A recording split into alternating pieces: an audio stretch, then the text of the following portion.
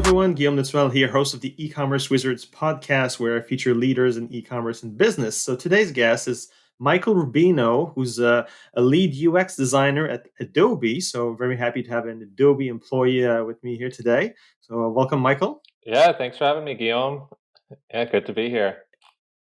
And so Michael's in charge of the Adobe Commerce, or formerly named Magento platform, for especially the experience of developers. So this episode should be very interesting for Magento developers and everybody involved in the Magento community. I think we can have some very interesting discussion today. I don't know exactly what we'll talk about, but there's a wealth of knowledge here with Michael. So this episode is brought to you by MageMontreal. If a business wants a powerful e-commerce online store that will increase their sales, or to move piled up dormant inventory to free up cash reserves, or to automate business processes to gain efficiency and reduce human processing errors, our company, MageMontreal, can do that. We've been helping e-commerce stores for over a decade. Here's the catch. We're specialized and only work with the Adobe Commerce platform, formerly known as Magento. We are among only a handful of certified Magento agencies in Canada. We do everything Magento related. If you know someone who needs design, development, maintenance, training, support, we got their back. Email our team, support@magemontreal.com, or go to magemontreal.com. That's MAGE Montreal.com. So, Michael, can you please tell us a little bit about yourself and about your role at Adobe?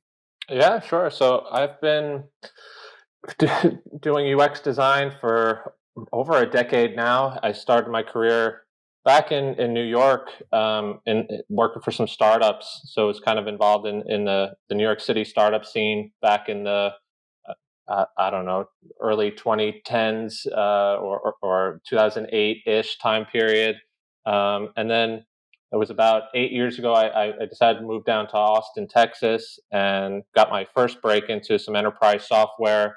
And then eventually made my way to Magento. This was about 4.5 years ago. I started at Magento. It was this really kind of fast growing company. It was like a startup on the verge of being like a nice mid-sized company. So it was like a very mature startup. Great culture, a lot of freedom, a lot of kind of pull yourself up by your bootstrap mentality. If you wanted to try something, an initiative, some new program, some new way of doing things, everyone was like super supportive to go, hey, just go give it a try. And then I was working at Magento for about a year, and until the acquisition happened. So I got to see what Magento was like, before acquisition, where it was kind of this growth mode, to through the acquisition, where a lot of us were like, "What the heck's going to happen?"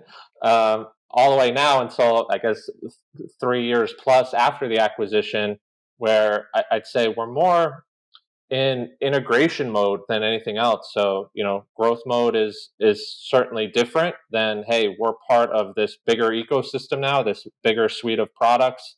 How do we leverage the resources we have and become kind of a good, powerful citizen amongst this other suite of products, and integrate with them and work together? And so that's kind of where we're at. And it's been a very cool transition to be a part of. And I've learned a ton through it. I'll say the culture hasn't changed much, which is great. I mean, when I was interviewing for Magento, I was kind of interviewing them as much as they were interviewing me around culture. This was something that was very important to me, particularly at the time when I was looking for work, but still is, of course. And I think one of the things Adobe told us was they were attracted to Magento because of the great culture we had.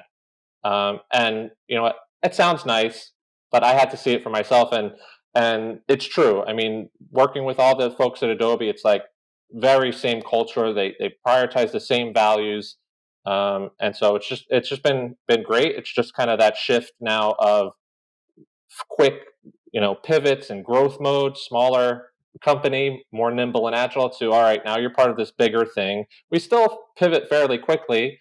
But it's not just all about how fast you can grow Magento or Adobe Commerce. Now it's how do we provide value to the larger Adobe Experience Cloud.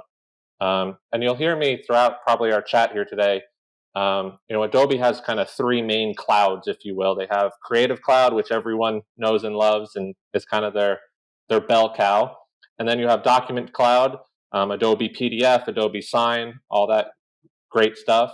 And then you have Experience Cloud, also sometimes you'll hear me call it probably Digital Experience or DX. And that's where Adobe Commerce lives, and it lives alongside of other tools like Adobe Experience Manager, Campaign, Target, Marketo, which was acquired around the same time as Magento, all kind of live in this. Hey, how do we empower marketers and merchandisers and merchants to sell and market their products? So a little bit more of a business focus, and this is kind of where I found my home.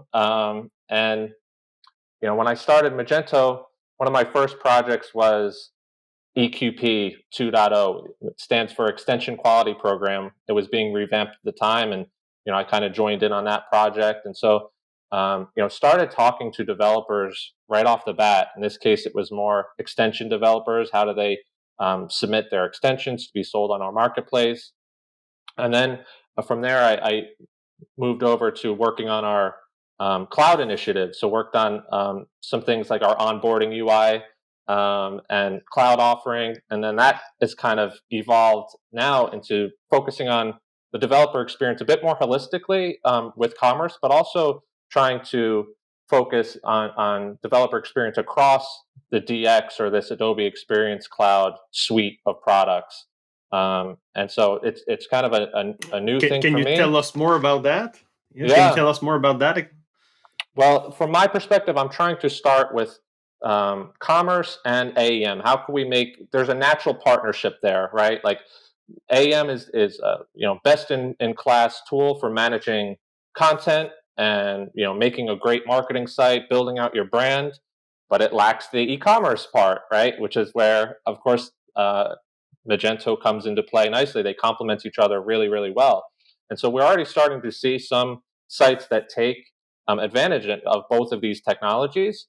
And there's been some, connectors made and some interesting ways of having these two systems communicate that we've stumbled upon. And they're fantastic. But now we want to kind of formalize that work stream a bit and be more intentional about how do we really want these two tools to come together, and how can we make developers who work on both, or maybe there's two dev teams working on AEM and there's another one working on commerce, like what's going on here and how can we make it better? And that's kind of been my focus really just from the start of this year. So it's very new space for me, but like I said, I've been talking to Magento developers for quite some time now. So I love the space, I love the community, and so I'm happy to help try to bring it all together now that we're with Adobe. Are we going to see an integration between AEM and Adobe Commerce that is perhaps the whole content part goes more to AEM, and Magento, Adobe Commerce sort of keeps more the transactional side of things?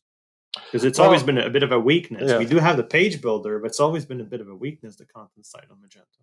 Yeah, I mean, it's no secret we've really been positioning our PWA studio as kind of this is the way we should be doing a Magento storefront from now on, right? We of course want to support everything, traditional ways of doing it. We're still going to do that, and that's definitely the best option for some folks. But like, if you want to be on that cutting edge, that bleeding edge, PWA studio, going headless, having this like React front end is the way to go. And AEM has some similar things, similar capabilities in this regard, but now we kind of have two conflicting ways to do it. So we want to unify that front end. So if you're making an AEM site, if you're making a commerce site, you're going to have one way of doing a front end, and this is kind of our unified front end initiative that is going to kind of merge those two efforts and hopefully make it kind of easier to manage.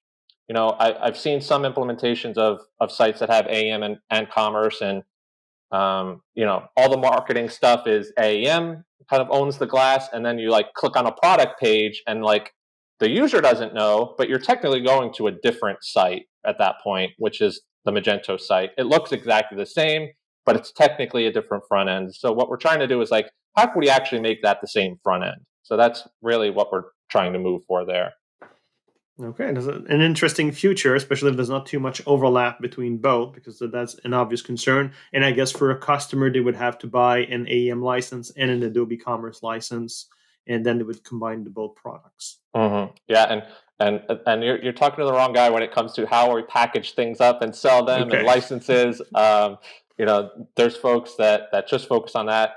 I just want to make sure whatever you buy is going to be a great experience, and whatever dev shop you use, whether that's MageMontreal or somebody in house or some other great dev shop, that they could spin up your site um, in a good amount of time. I mean, let's face it, this implementation period is very high stress. There's an investment being made without value being realized, and so it's like, how can we try to make that a really efficient process for our developers, and then also merchants being able to realize their value sooner. So that's my main focus. So yeah. Okay, so that's a very interesting thing that you're telling me here. That obviously everybody knew that Adobe Commerce was getting integrated into the whole Adobe Experience Suite, but to which extent, when, which software is integrated first with it, sort of is unclear. You guys started with the super low hanging fruit of Adobe Stock. That was kind of an easy one. Yeah. They just make the photos available. Okay, Yeah. that's a nice start. But now, if you say AEM's coming, that's very interesting. And do you know like which one's the next one after that? There was a lot of talk in the past about like Marketo and Magento. Adobe Commerce is trying to the story better together, and Yeah, is that still being pushed? I think there's still some interesting initiatives going on. I don't think we have anything I could announce yet, but of course, like, these opportunities are there, right? And we could brainstorm ton of them that make perfect sense. Like you said, stock was just like a duh. Like, let's just do that. And there's several other of those. But I think it kind of brings me back to this point of, like, we're kind of in a period of transition. Like I mentioned, Magento pre-acquisition growth right now, it's kind of integration, and that's a transition for us, right? And so I actually give Adobe a lot of credit for kind of being methodical and intentional in their approach, not rushing out of the gates into trying to just integrate everywhere and make sweeping change. Like, it's been a slow, steady evolution. They've been really careful about what to prioritize, and I think I appreciate that. I think what some folks might not realize is, like, this DX or this Experience Cloud world is mostly, if not all, a series of acquisitions. So these disparate products that come together under this umbrella and have slowly began working together. And so they have a model, right? We're not the first into this group, so they have this model of how to do this. I think they've done it really well, and it's just going to take some time, and it clearly has taken some time. But we are making. I think what we're trying to do right now is make Adobe Commerce, the system, more easily integrated into any of the products in the Adobe Experience Cloud suite. So it's more of a foundational shift than, like, trying to just bolt on these different connectors. So once we kind of lay the groundwork, now we could prioritize, hey, where are these integration points? Which ones are going to be most valuable for our customers? And we could connect to them more easily. I think that's our main focus right now. It's just like taking that step back and making sure, hey, how can we do this more systemically than ad hoc? Right, and I know you could not announce anything, but I still have to ask. Of course. Well, the good thing is Adobe Summit is right around the corner. Don't ask me what the dates are. Maybe I should have had that ready, but it's very soon. So you guys will get all, like, the latest announcements really, really soon. So you don't have to bank on me to give them here. They're right around the corner. Yeah, 15th to 17th Yeah. of March, so just a few days from now. Mhm.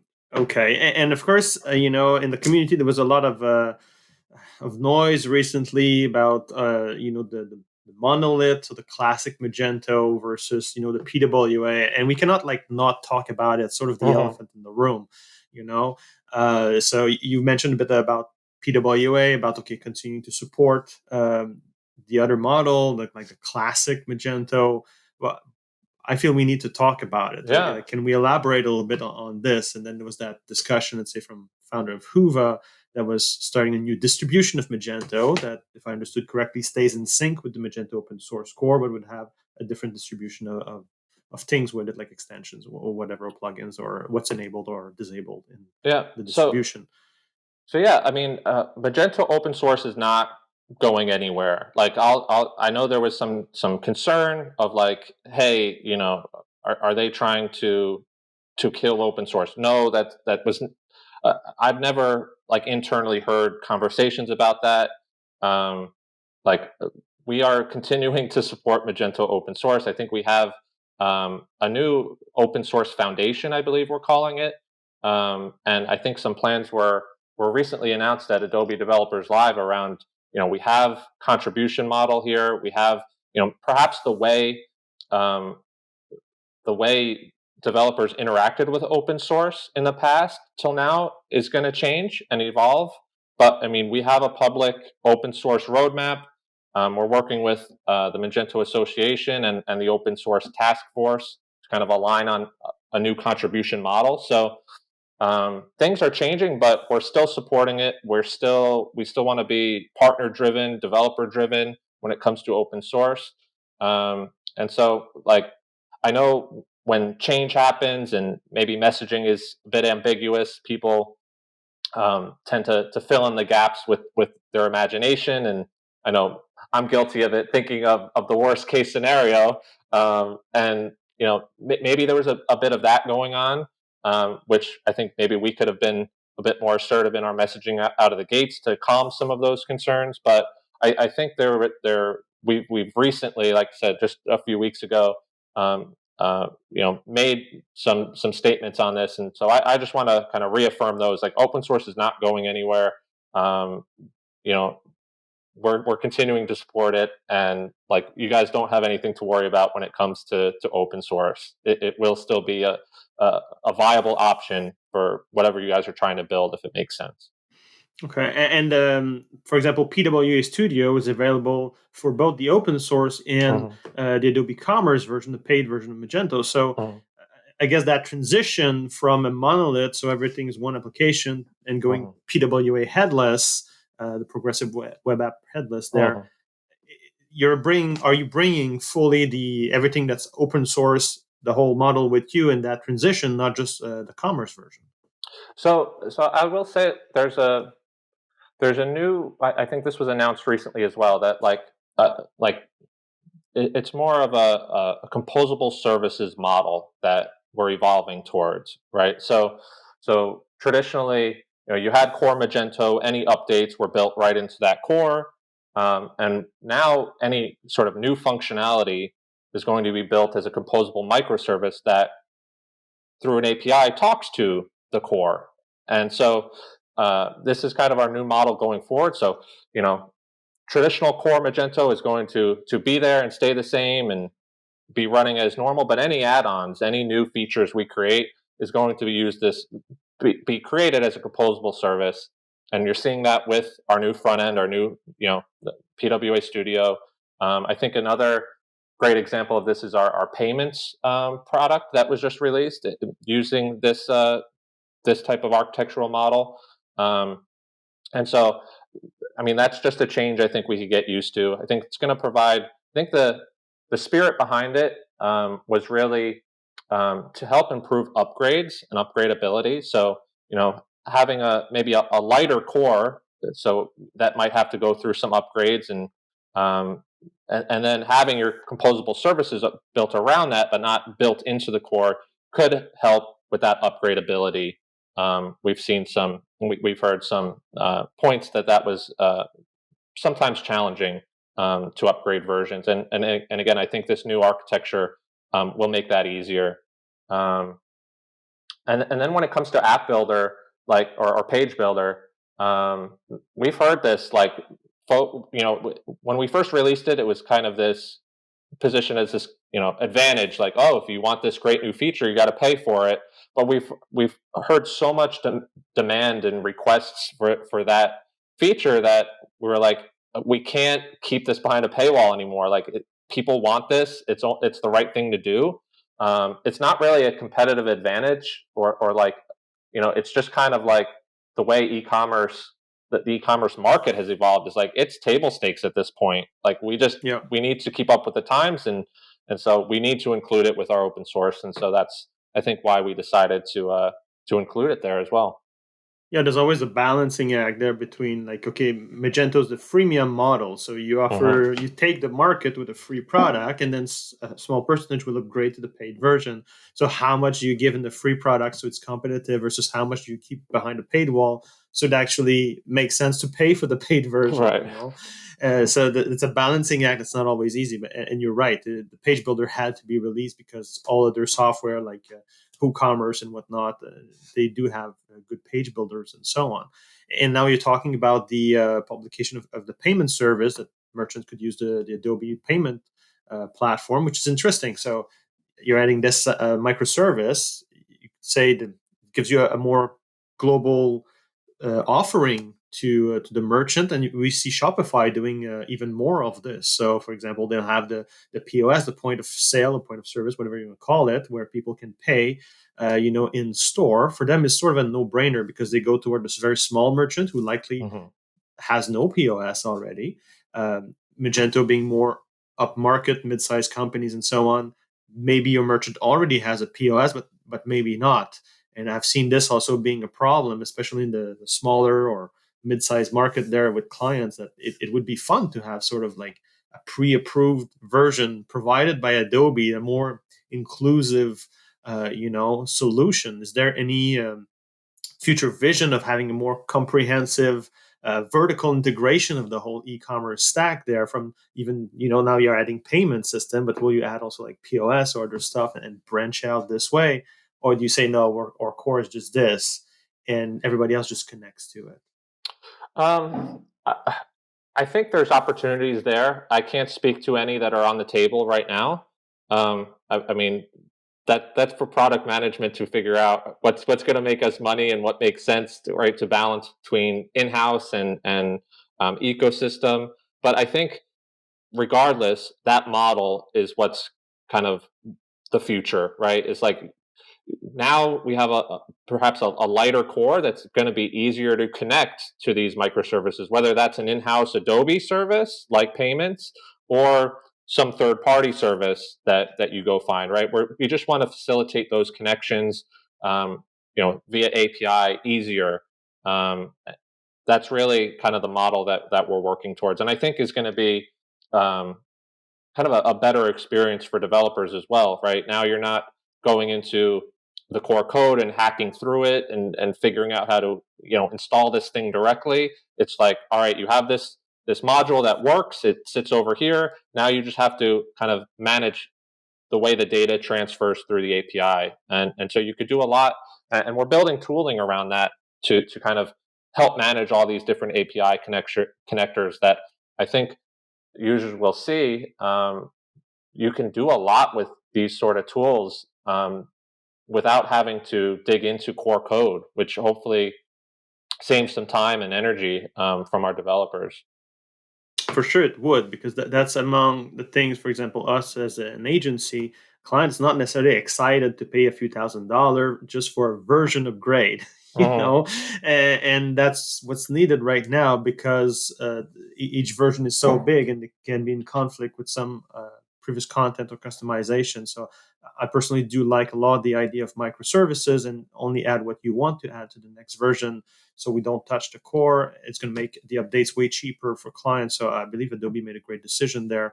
It's going to help with the competitive advantage of the platform. And overall, I'm very much in favor of, let's keep this platform evolving, Mhm. regardless where that is. Like if it's more on the, the current monolithic stack, but I don't think it is. We need to upgrade the speed. We need to upgrade a lot of things, and we get that through the PWA headless approach. We have the lower cost for updates and so on. Right now, the development cost is higher, PWA, at the time of this recording, but that's probably just because it's early technology. I see it more or less as a final beta version right now. That's just sort of slowly entering its true early commercialization phase. So the cost will go down as there are more Magento extensions published on the marketplace and so on, because right now it's often a concern. You have hundreds and hundreds of extensions that are compatible with the old way of doing things, sort of classic Magento. Very few compatible right now with the PWA, so that increases development costs to have to make a PWA version of it. But that will change over time. Just like when Magento 2 came out versus Magento 1, the first year there was almost no extension. So Magento 2 was way more expensive, but it took a bit of time. And then all the extensions were published, and then it just snowballed and totally replaced Magento 1. And I think that's where we're going. Yeah, I mean, I think you hit on something important here. Is like we have to kind of keep up with new trends in our industry and continue to modernize. Like I know the recipe for Magento was really successful, and I love the fact that people have built this ecosystem around it. There, dev shops and influencers, and like they found kind of ways to contribute into this big ecosystem and community that I wouldn't even think of, and they've built their livelihoods around it. So like, and I've seen the passion around it, which is just a fantastic. And I think when you get something that works so well, like there's a bit of an apprehension to change, right? Like, hey, this works, why change it, right? Don't fix something that's not broken.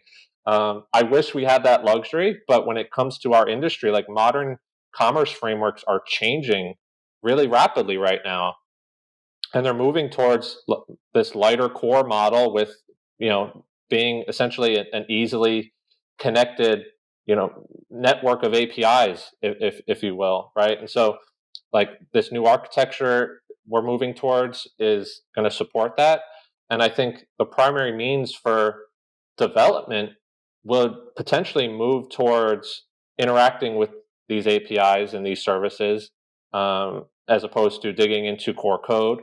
And we're leveraging Adobe I/O App Builder to build out some tools for developers to help manage all of these APIs. And I think there's going to be, this is kind of what I've been working on most recently, and there's going to be some exciting, I think, announcements here at Summit around this. But being able to utilize Adobe I/O and App Builder to help manage all of your APIs and configure them and modify them all through kind of one system, one tool, one point of entry, I think is going to be really powerful, and hopefully improve implementation speed and innovation, and kind of all the way our developers extend and implement commerce currently. So I'm excited about that. So keep an eye out for Summit on some announcements around App Builder for commerce. I look forward to it. That's Yeah. interesting. And talking about like change, and change can be uncomfortable because even let's say for us as a company, a classic Magento with the classic front end and back end. Okay, now we have a PWA headless front end. It's a different employee that's actually going to work on it because now we're talking more of a JavaScript expert. And the classic front end certified Magento developer has to learn the new way of doing things and some technology that he might not be super familiar with because he didn't need that much JavaScript before. Now it's more or less a JavaScript front end developer's job for PWA headless. It's still the same backend guy, but it does bring some challenges even for us as a company. Like, okay, I need a different employee actually assigned to this project. And there are very few of them out there who actually have experience because it's brand new technology, and developers can say, well, I enjoy the old way of doing things. I don't necessarily want that much to. So some people are eager to try the new stuff. Some people are more reluctant, but want to stay in the comfort zone. There's definitely some of that going on with that change. We can live it, but I support it, even though it might be slightly uncomfortable. I do greatly believe we need to keep the platform competitive and keep evolving, and that will mean yes, we change some technology on how it's built. And that's just part of it. Yeah, 1,000%. And it's interesting. Like, I ask this question a lot to developers. Like, which model do you prefer? Like something that's more wide open. Here's the code. You have complete freedom. Hack away. Have at it. Do what you want with it. Right. Which is great. You have this complete freedom, but maybe comes with a high learning curve. Like I have to really be an expert in what's going on here to really make meaningful change or improvements or modifications to this code? Or, as a developer, do you prefer a model where maybe there's a bit more guardrails in place, maybe you don't have complete freedom, but you have tools that are afforded to you to make those important actions or those important common modifications easier? And what's interesting is when I ask this question, the answer I mostly get is I want both. Right? I want complete freedom, but I also want the tools Okay. to make my common actions easy. And what's interesting and what I think is really fantastic is we are delivering both. This is what we're trying to do right now. Is we are preserving this kind of wide open nature of traditional Magento, while building these tools to make development more easy, more efficient. These common things that you're going to do every implementation. How can we build tools around it to make those sort of things easier? And like I said, I think some of the stuff we're doing with App Builder and at least some of the plans we have for it, I think are going to help. Those are going to be the tools that I'm talking about here to make some of those things easier. But if you want to still dig into the code and hack away and have that freedom, you will still be able to do that. So You have I think access to that's, everything. Okay. yeah. Yeah. Reminds me of software called ZBrush. You had the beginner mode interface when you start, and then you could click advanced mode, and it just had like a tons of buttons that just appeared. It was like scary to learn. But you had the beginner mode if you wanted to just start with this. Yeah. So that can be an interesting thing. Have you noticed any kind of changes in like the community or anything like that with the transition from, let's say, from Magento to Adobe? Yeah, I mean, I wish I could say it's been, well, I think it's been a change that, um, I wish I could say it was a great change. Oh, the community got stronger and blossomed, but it hasn't been all roses. It's been challenging. I think the transition here in the community, I think we get a sense, we hear it, that there's some concern, right? And I think maybe some of it stems from like this stigma or this preconception that like Adobe, all they care about is the creative, right? They're creative cloud. All they wanted, they focus on artists and graphic designers, and like I'm a developer, right? I kind of wore my Magento, logo with a sense of pride and being part of this open source community. And now now this product is just going to be swallowed up by this big company that only focuses about creatives. I get a sense of this sometimes, and I I actually made me kind of dig into it more, like internally, like, is this true? And the more digging I did, the more I realized, like, actually, Adobe has a great developer community. I think we have about 150, 160 like open source repos, like open source projects going on right now. I learned that Adobe is one of the largest contributors to the Apache open source network. We have an Apache Software Foundation. We have strong ties to the PHP Foundation. So the more I dig, the more I see like Adobe has a pretty strong developer community, one that kind of surprised me and caught me off guard.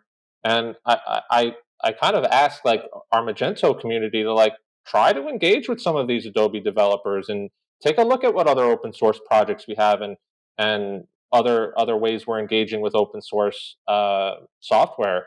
I think you'll be pleasantly surprised. So I think, like I said, maybe there was this preconception. I also think, there's more we can do to calm some of these concerns and reinforce and reaffirm, like we love our community and we want you guys to be a part of what we're doing and drive a lot of what we're doing. Um, but like I said, we're in a time of transition, so expect things to change, maybe how we work and kind of the nuts and bolts of it. But we this is maybe my personal sentiment is like you guys are our lifeblood here. Like we love having this ecosystem built around our technology. We want to keep that model. We want to support you guys in your careers. We want Adobe Commerce and Magento to be kind of the driver of your livelihood and your business, and we're going to support that. We're going to continue to support that. Don't think big corporate Adobe with its focus on artists is going to change any of that. Like I said, I challenge, and this is maybe my challenge here now, focusing on developer experiences. Like, how can I engage with the community a bit more? How can I make sure you guys feel like you're being heard and actually are being heard? And how can we translate that feedback into tangible product growth, right? And that's kind of my focus as a UX designer, and that's kind of how we met, Guillaume, is through a user Yeah. research call, right? I mean, I was Yeah. for that study trying to understand the implementation journey a dev shop goes through, and how, what are the friction points, what are those sticking points that slow down the implementation. And we just kind of wrapped up our interviews for that study, and now we're taking all that feedback and boiling it down, and we're going to work with, depending on the feedback, we're going to work with those teams to make an action plan and say, hey, these are what users are saying, like, this is the problem, right? Let's work together and come up with a solution and hold each other accountable to implementing that solution. So I just want to reaffirm that, like, any feedback you guys give us, especially through the UX team or through UX research, like, gets fed directly into product teams or stakeholder teams that can make an impact in that area. So Yeah, I was really happy to hear an invitation from you guys to go and give you guys some feedback about the product and all that. So that's fun. And you've touched a key point here. How can people give feedback to Adobe or feel they can be heard, or how can they communicate? Because that's very like unclear. It's a bit that like, okay, you guys outreach to me, and then we had a private meeting. Okay, that's awesome, but like not everybody got that invite. So like how can the general developer send an opinion or something, or submit the ideas of contribution to Adobe? Sure, there's the GitHub, but I mean more in a way of expressing themselves. yeah, I mean, we have the Slack channel. We monitor that closely. I believe we have some forums as well that are monitored closely. I think there's a feedback submission tool, module, whatever you want to call it, through our dev docs, as well as, like, if you have an account person or a channel manager or a technical advisor that you guys work with, talk to them. Um, they love to receive feedback. All of that gets funneled into our feedback as well. And then, feel free to talk to whoever your point person is and say, hey, I'd love to be part of a study. Keep an eye out for surveys, and I know we are always issuing our CSAT Yeah. surveys and these sort of things. So the channels are out there. Hopefully, I named maybe at least one you guys maybe weren't aware of, but just take the time to look for them and submit what you have, or honestly, even message me on LinkedIn, or right, message me on the Slack channel. Like, there's someone who's going to be willing to listen to you. I can't like emphasize that enough. Like, we want to hear from you. There's only so much we can glean from our social and kind of these other avenues. But like, I know as a UX person, like, recruiting for studies is a bit of a challenge for us as well. So it's like, it's a challenge maybe for you guys to give feedback. It's a challenge for us to get someone on the line to get feedback from. It's like both of us want the same thing. You guys want to be heard, and we want to hear from you. So I think there's some channels out there, and let's leverage these channels as much as we can, and make sure we're communicating. Yeah, sounds good, because I believe that's one of the probably a misconception there was sometimes like that, say, oh well, nothing new is happening and so on. But if you look at the GitHub, I mean, the proof is right there. Adobe is contributing an enormous amount of push and contribution and so on to Magento Open Source and all that. So I mean, the proof is right there. So I like Mark Schuster was saying, it's like, if you think Adobe's not contributing, you live on an island, and here's the screenshot. Right. Just go check for yourself. The proof's right there. So I think it was more a question of communication with the community that was perhaps something to work on. Mm-hmm. Yeah, I think that was a learning on our part, right? I mean, it was kind of like, what we didn't say, like, we didn't say anything that we were like changing open source or like all, maybe the messaging we did have wasn't enough, but it was like it was in the vein of we're going to continue to support open source. But I think perhaps the community needed more than that, more than just messaging. Maybe they need to see kind of the action behind it. And I think that's a learning on our part. We could take that back and say, okay, um, how can we avoid any maybe missteps like this in the future? But I think that messaging, I think we have learned that lesson, and like I said, I think there was some really strong messaging after Adobe Developers Live. Um, so I think there was a blog post that our PM lead Chris Hedge put out. Like if you guys are interested in kind of what's next from a developer experience point or developer tooling point, like I think that would be a great thing to reference. All right, we can put it in the link in the episode there. Yeah. So okay, you brought up some interesting points about the unified front experience for Adobe Experience Manager, AEM, and Adobe Commerce. I look forward to the the announcement about Adobe I/O App Builder, basically one point of entry. So every Adobe app would funnel basically their thing in a standardized way there. Then it would allow to connect all the Adobe apps in the Experience Cloud together. That would be the general idea. We'll listen to the official announcement there on how that stuff works when it's ready and all that. Anything else you'd like to add for today's episode? Um, I think we covered most of what we had. I'll just reiterate, like, feel free to reach out to me on LinkedIn or on our community Slack channel. I want to connect with developers. I want to understand what you guys go through, how we can make your experience better, how we could support you guys better. And then I'm also interested to talk to more AEM developers or Adobe developers. Maybe there's some dev shops that do both. You guys are very interesting to me as well. Again, based on everything we talked about this integration phase, like I think there's some interesting things we could learn from what you guys go through, and what your challenges and goals are. So yeah, feel free to reach out. Other than that, yeah, thanks for having me. This was a lot of fun. Thanks for being here, Michael. Appreciate it. Yeah, thanks, Guillaume.